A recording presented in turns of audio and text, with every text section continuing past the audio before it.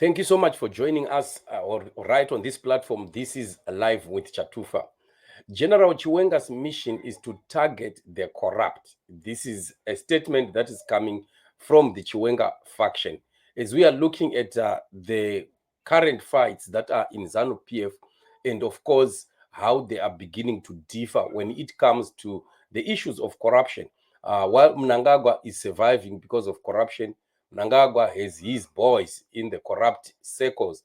Mnangagwa knows that the boys that are pushing for his 2030 agenda are the corrupt, and they are really in the feeding trough. So he would not want to stop corruption. If Mnangagwa wanted to stop corruption, he would have done so by now. But unfortunately, we have not seen any appetite with Mnangagwa of wanting to stop the corruption that has just bedeviled the country. But on the contrary, we see General Chiwenga going around almost on every platform that is given. He speaks about corruption. Even the time that he had to oversee the burial of a hero at the National Heroes Acre in the absence of Mnangagwa, General Chiwenga took that platform again to take a swipe at corruption in the country. So it seems now that the issue of corruption has now become the major issue as it was declared a national security threat. Now, Mnangagwa is somewhere where he doesn't know exactly how things are going to unfold, especially after we have seen the issue of the threats to his very corrupt guys that they might be targeted to be arrested by the general and the military. So Zim-I also reports that the loyalists of General Chiwenga have indicated that his mission is really going to be of getting rid of corruption. Chiwenga loyalists declare General's mission is to arrest corruption, right? So this is what it is. And loyalists of Vice President General Constantine Chiwenga have reaffirmed their support for the military figures' alleged goals of eradicating corruption, drawing comparison to anti-corruption measures taken by other African military leaders. The Varakash group, who are aligned with Chiwenga's faction in ZANU-PF's ruling party, have been vocal about their mission to support him as the next leader of the country, especially as the current president, Emerson Mnangagwa, prepares to conclude his second and final term. On Thursday, Varakashi, who managed the Operation Restore Lega's Facebook page, posted a comment with that underscored their commitment to Chiwenga's leadership and his focus on dismantling corrupt networks within Zimbabwe.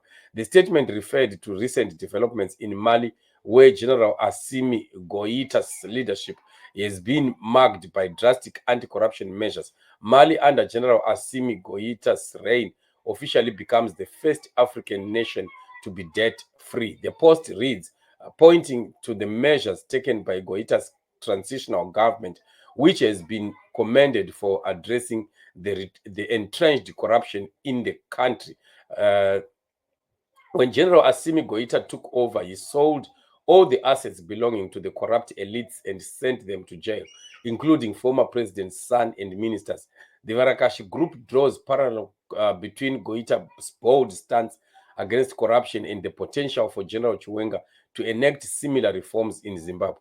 The comparison to Mali's success is strategic, aiming to bolster the narrative that military leadership could be key to addressing corruption, which remains a deep-rooted problem in Zimbabwean politics. Mali's transitional government, led by General Goita, is focused heavily on anti-corruption, peace building, and economic recovery. After a military coup in 2020, Goita assumed power as interim president and has emphasized the restoration, stability, civilian rule, and the dismantling of corrupt system.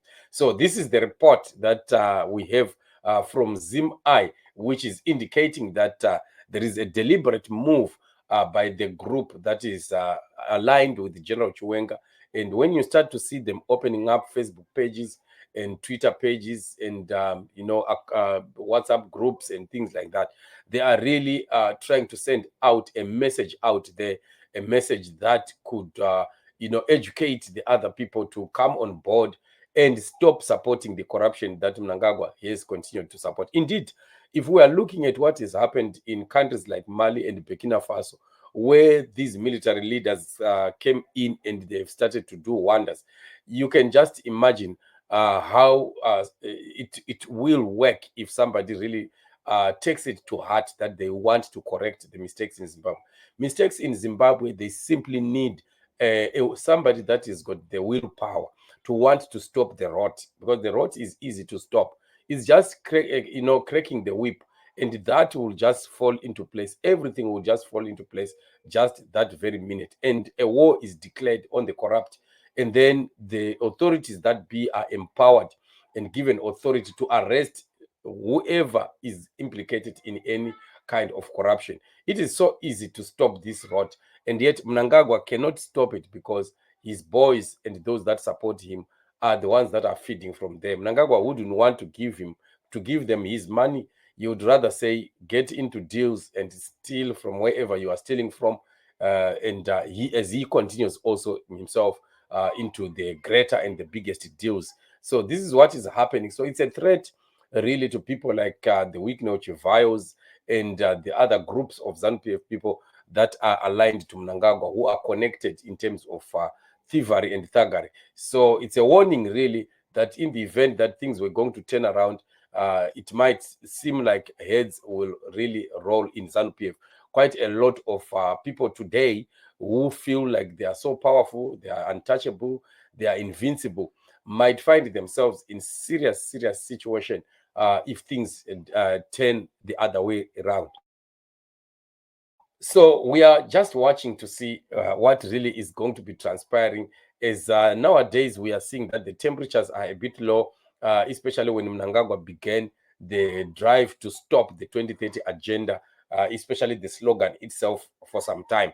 It seems things are a bit settled, but not settled. And we know that those that are against Mnangagwa have not stopped scheming and planning. They are still going on because they know him, that he might pretend to be quiet today, but still underground, he will still be planning. So they know him quite well. So I don't think that they have relaxed. It's just a matter of time. Very soon, the fire will be starting again, and we'll be seeing quite a lot of more of these fights that might lead us to where we want Zimbabwe to go, where is that is to the negotiating table that would bring Zimbabwe into a transitional authority that would lead to a free and fair election and the rule of law and the rule by the people for the people in Zimbabwe. It's going to happen. It is our time. It is the season. Let's continue to pray for what God wants to do in the nation of Zimbabwe. Indeed, the plan of God is definitely going to come to pass in this season. So remain blessed. Thank you so much for joining me on the show. Let's continue to subscribe to the channel. This live with Chatufa. Let's continue to subscribe to it also, and put your comments and share the links also with other people. Otherwise, remain blessed till we meet again in the upcoming show. Shalom.